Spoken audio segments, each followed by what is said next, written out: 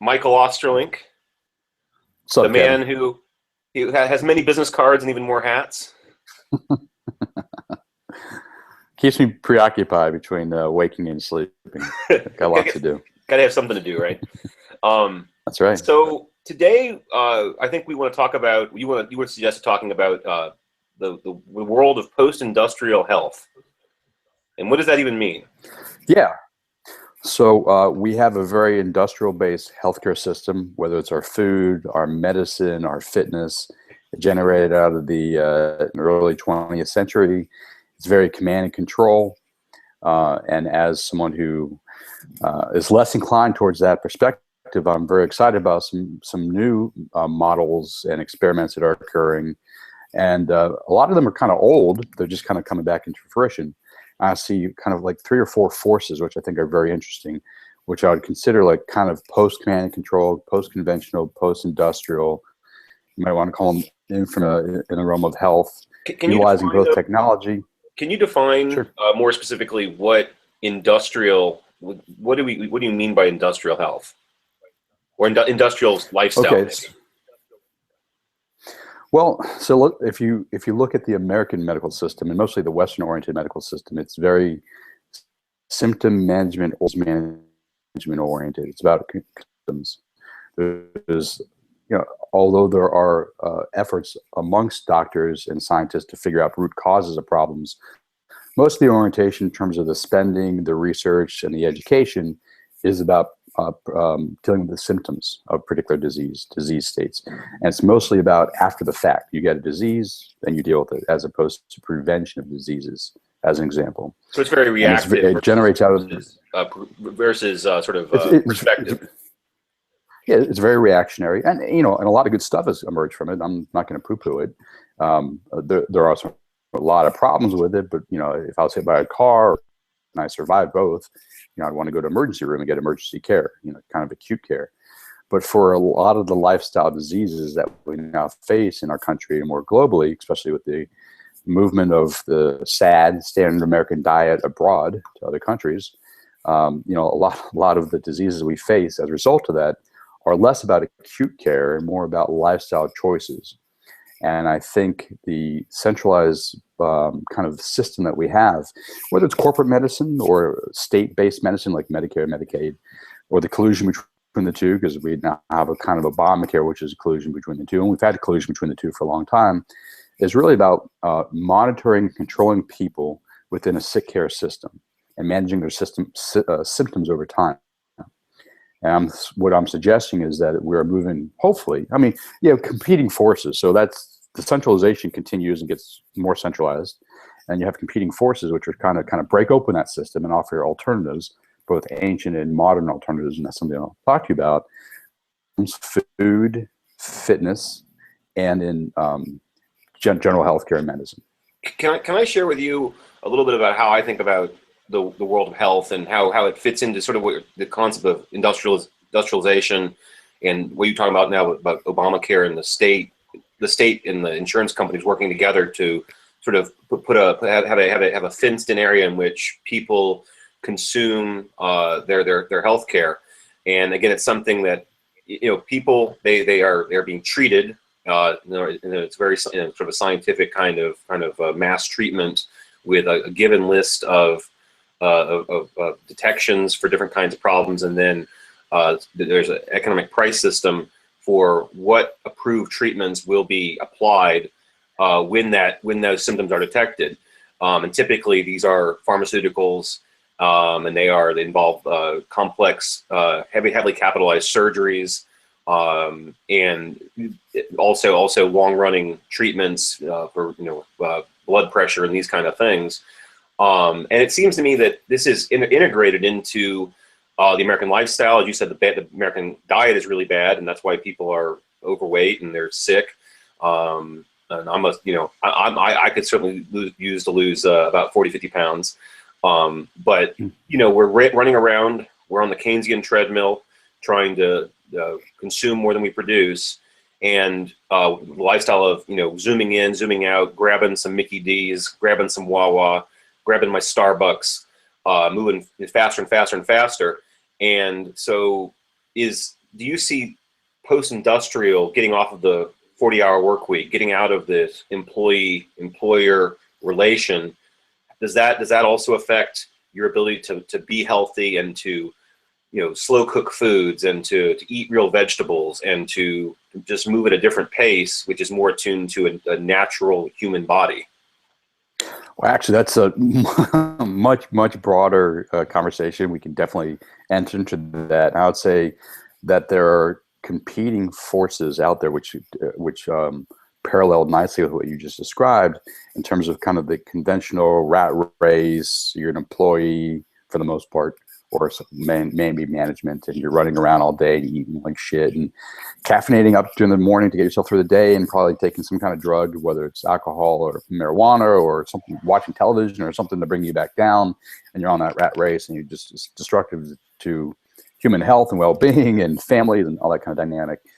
Competing forces, and it's a great question, or comment on your part, would be, you said the slow food movement is an example of one. The farmers markets are examples of one, which are kind of outside of the I mean, there are businesses, but they're family-run businesses. It's not these mega transnational corporations.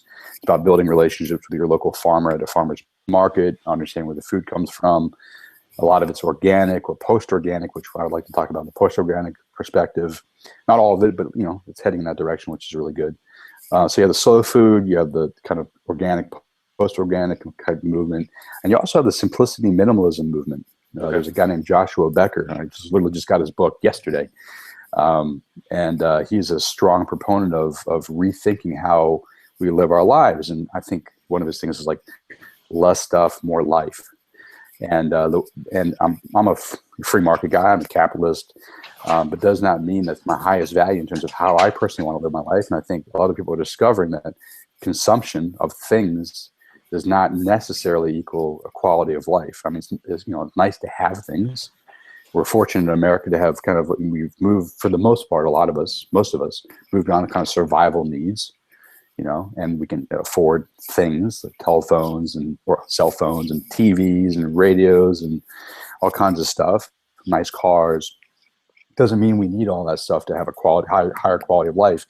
And there's a segment of people all across the political spectrum. He happens to be a Christian. I don't know if he's conservative Christian, but there's people, Joshua Becker. Joshua Becker. Okay. There's a guy, Leo Babauta. He's a Zen guy, so he's a Buddhist, and he's a proponent of the same kind of thinking. It's like, less is more. How do you live a civilized life, and it's not being caught up in the rat race? So yeah, you have various movements like that are kind of saying, hey, we need to slow down. And on top of that too, you and I talked about this recently, the paleo-primal movement, Paleolithic, the primal movement. And a lot of these guys are applying the evolutionary biology framework to diet, nutrition, sleep, social engagement, which actually necessitates us to get off that rat race if you want to have higher quality of life. I mean, you could stay on the rat race and do really well financially and success in kind of the American sense of the word success, like have nice things and have prestige and all that kind of stuff. But, that doesn't necessarily fit with our biology and what's, appropriate for us as human beings. Well, I'm an economist. My training in George Mason, and we have, some of the heterodox perspective on what the value of certain things are. And a lot of economists might tell you, what is the main thing, the main number. And they might say GDP. GDP is a measure of production. But if you go back to Aristotle, and certainly if you read Adam Smith, there's a lot of discussion about the balance of life, the judgments that we hold. And again, the body is the support for the mind. And insofar as, we're not living well, maybe we're not thinking well either, and maybe we're not using good judgment. So from that other kind of perspective, the non-max utility perspective, it might be that we are much happier and healthier with less, and with having more free time versus debt, and versus, it's like there's always more work to be done, but what work do you want to be doing? And how do you achieve more bliss and more flow by going out for a great run every day, or by zooming into Dunkin' Donuts and zapping yourself with 1,000 calories? It seems like that's that in terms of just a very basic shift. It seems to me, I think you also want to talk about quantified health. And whenever I think about quantified health, I think of the 4-Hour Body. And I read this and I go, this guy's insane. It's funny, it's interesting. He apparently he's got a great sex life, but I don't want to live his life. I don't want to be eating raw eggs and trying to count 25, 30 calories here and there. To me, I just want to have a pattern that I follow every day. And if I eat quinoa, I have less of a sugar shock at midday. I can sort of go for 6 hours on it versus eating a donut or something in which, I have maybe 30 minutes of good times and then 2-3 hours of suffering. So I think to me, that's, I'm looking for the big pattern, not the calorie counting. And I always think that people can never, most people can't succeed with calorie counting because it's too much nonsense. Well, a couple different things. So the 4-Hour Body, you're referring to Tim Ferriss, also the author of the 4-Hour Work Week, and I think the 4-Hour Chef are his 3 books. Don't get me wrong. I think the guy's really cool. I think he's really cool. Yeah. And I can, you can probably dispute any one of his hacks, his biohacks that he has, but I think his overall strategy and mindset is really useful. Trying to better understand how systems work, whether it's biological systems, ecological systems, social systems, and figuring out hacks to improve productivity, health, wellness, depending on what you're attempting to do. So, any one of them might not work for you, but just that mindset of experimentation, I think, is quite useful. Now, you mentioned quantified health, or quantified self is actually the proper term. I mentioned that there's a couple of movements that are kind of like post-industrial, post-centralized control over our health and such. There's two that I'll talk about. What's quantified self? Quantified self. It's about measuring the self. As biological beings, we have dozens, hundreds, if not thousands of physiological functions that can be measured. And will be able to be measured in greater subtleties, and more will be discovered over time as our technology improves. So there's a subset of us humans out there, a lot of them in the United States, but they're also abroad. Tim Ferriss would kind of fit into this category, as well as Dave Asprey, the Bulletproof Executive, as an example, who are using technology to measure very specific physiological functions, finding baselines, and using biohacking technology tools and techniques to improve upon that baseline functioning. So let me walk through that. If that's sure. Okay.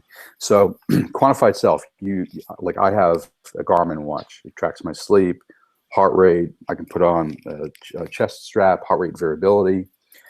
It's really cool. It's immature compared to the technology that'll be available in 3 to 5 years, as an example. But I can track various physiological functions. So, let's assume for the moment I'm generally healthy, and I get a baseline, okay? And I say, okay, here's my baseline for my heart rate. It's a little higher because of various stress factors in my life than I'd like it to be. So I find biohacking or hacks or technologies, techniques, and tools to interfere with the higher rate of my heart rate to reduce it. It could be as simple as on my iPhone. There are apps you can get that can track your breathing, or not you track your breathing, but you can use for meditation purposes. So let's say I'm a meditator, but let's say for the first time, oh wow, this meditation is kind of cool. So my hack in this case would be learning to do a 5-minute meditation practice. Then I'm measuring my heart rate over time, and the heart rate starts going down. Wow, because I'm improving I'm improving that function. So it's self-empowering for me to be able to measure something physiologically and then find an intervention to improve upon whatever that baseline functioning is. Same with brain waves and heart rate variability. And there's dozens of things you can measure, and then things you can do to improve upon it. Diet, nutrition, supplements, like things you should not eat, things you should eat, supplementation, whether it's neurotropic drugs, herbs, vitamins, minerals, phytochemicals, all kinds of things like that. Practices such as meditation, guided imagery, yoga. There's these cool, I don't have it, it's in the other room. I have a device that I attach to my earlobes, and it sends electrical currents into my brain, and it's kind of zens me out a little bit. It's FDA approved, which is kind of cool. But there's devices that are out there that it's really good. What's that? If the FDA approves it, it must be good. Well, no. But my only point is that even conventional medicine recognizes the validity of some of these things. I would not limit myself to getting the thumbs up from the FDA. I use a lot of things that are non-FDA approved. But it's just interesting, conventionally speaking, that they recognize this device for insomnia, anxiety, and depression, but I'm not using it for, curing a particular disease. I'm just using it for improvement of my performance and health and well-being. You're using it as an off-label. It's an off-label use. That's right. And the FDA police are going to come busting through my door. Yeah, off-label use, exactly. But, there's dozens of tools out there like that, either technology for tracking or technology for affecting physiological functions, and then practices, techniques, and tools and stuff. And it's a growing movement, and I think it's post-industrial because it's not about command and control. No one's forcing me to do stuff. It's like I'm at my will, experimenting with my own body and mind and seeing what works for me to improve my health, wellness, and performance. And I can do it collaboratively. I have a lot of friends who, I have a friend, Troy Agrenon, who's a biohacker and a quantified self expert. And I just did a phone call with him a couple weeks ago. And he turned me on to all these tools. It's like, you should try this, you should try this, try this. So that's what I'm doing. I'm trying all the things he's recommending. And, collectively, you can find out a lot because, if you have a multitude of people trying the same stuff out, you either improve upon it or you say, this isn't going to work, we try something else. And this feeds nicely back into even conventional medicine. You have to be concerned for security and safety, security and privacy. But, if doctors are fed information from my device by choice, I give them that information, not forced to by any coercion by the state or a private insurance company, then that doctor and I collaboratively can work together to improve whatever maybe condition that I might have. Or if the device is subtle enough to register something before I have a condition, let's say I'm pre-diabetic as an example. So I'm not really showing the symptoms yet, but I'm, close enough that my doctor and I can work out some kind of, changes in my nutrition and my diet, supplementation that might preempt me from getting a certain disease. So even working collaboratively with healthcare providers, doctors, or your acupuncturist, or your naturopath, or your DO, whoever. Is useful. It's almost a cliche now, though, where it's almost a cliche where people say if you want to get diagnosed correctly, diagnose yourself first, and then you tell the doctor the symptoms so he or she can make the right determination, which I think is hysterical. But I think the truth is you are the person who values your life the most, and you are most in tune with what is happening. And so it seems like these tools are going to be something that's going to empower people to have better conversations with their doctors. To what degree do you see medicine becoming much more less? Again, it seems to be the model is you go to the expert and the expert applies the treatment, tells you what you can have, and it's almost like you've seen the movie Brazil, I'm sure. No. Oh well, it's a great movie. So Robert De Niro plays Harry Tuttle, the outlaw repairman who breaks into places and fixes the ducts. Against the permission of the government, which says only we'll fix the ducts, but they don't do it correctly, they never get there on time. And so it's almost like the way medicine is organized today. It's like your body belongs to the government or to the FDA or to your doctor, and you have to do what they say with your body, or else you're in trouble. The infamous Elaine's record, where everyone knows that she's a bad patient and she can't get any treatment because she's not, she's sort of banned from the system. And it seems like this is a move, and a lot of things are moving this way to what I call the third economy, towards a free liberal world where people are empowered to do what is good with what is their own, and your body is your own as far as we can tell. So.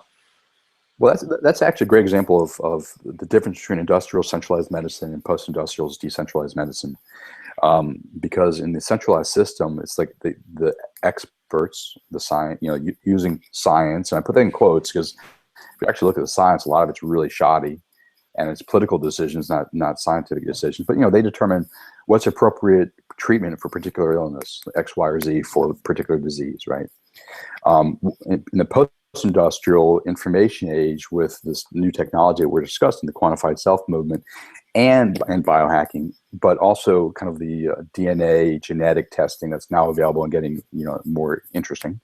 A lot of the interesting blood work that's now being done, looking at various hormones and other inflammatory factors in your blood and stuff like that. What they're discovering is you can't do one size fits all medicine. Everyone's individually different, biologically individualized. So one treatment that might serve you really well, even if it's a drug treatment, might not serve me very well. Even a dietary intervention that might serve you well might not serve me well. So the medicine, we have two forces. One is kind of centralized collectivists moving in this direction, the corporate state. And you have, like, I would call it real medicine, which is becoming very individualized and decentralized and heading in this direction. It's going to be interesting to see where who wins those battles. I'm hoping, the decentralized by individualized medicine, is successful, because I think that's going to ultimately lead to you and me and other people who choose to have healthier, happier, more productive lives. Okay. Well, I mean, I think it's great. I guess people would want to know. They think, well, I mean, you wouldn't do your own heart surgery. You're not saying you're doing that. You're ruling out pretty much. You don't operate on yourself. You don't, do seal your own wounds. I personally don't. I would never encourage anyone to do open heart surgery. I'm guessing someone could learn how to sew up a wound or stitch a wound and something. If you're caught in the woods and get injured, I'm sure you could help yourself that way. Generally speaking, there are aspects of medicine which are really important to allow them to practice on you, like that. I'm not going to do open heart surgery myself. I'm not going to do brain surgery myself. But there's a lot of lifestyle-related illnesses which I'd be really concerned about going and seeing a doctor or a psychiatrist about, because their training and education is not towards making me healthy necessarily, the way I see it, in kind of an integrated, holistic fashion. So they don't know much about nutrition. They don't know much about diet. They don't know much about fitness and movement, sleep. I mean, kind of these basic things, which if you study the literature in the paleo primal movement, quantified self movement, the biohacking movement, you start seeing a lot the importance of movement and sleep and social engagement and good diet, nutrition, and healthy environment, clean water, clean food, et cetera, et cetera. And any of those things are out of whack, you're less likely to be healthy. So you're taking a very holistic approach, and I think there's a lot to talk about in this arena, and also the related lifestyle issues, cultural issues, issues with reforming government. We can't get all into it today. Your website, what are you have several websites though, don't you? MichaelOstrolenk.com. I do. Yeah. Michael D. Ostrolenk. It's Michael, the letter D, Ostrolenk, OSTROLENK.com. We'll put the link up. And you also, you have you do a podcast yourself. Those are on MichaelDOstrolenk.com also? Yeah, or you can go to iTunes, put in my last name, Ostrolenk, and they pop up. And it's a fun show. I cover a wide variety of topics, from anything from intelligence and defense reform, psychedelic psychotherapy, to transhumanism, to biohacking, wide variety of different topics. And I talk to some really well-informed and fun people. Yeah, I always think of you as always being on the cutting edge of good stuff. So it's always great to hear from you, and we look forward to having you back frequently, as often as we can both make it. And we'll put these links up to the things you've mentioned, and this will be out on Free Liberal and KevinRollins.com hopefully also. Excellent. Thanks, Kev. Thanks, Mike.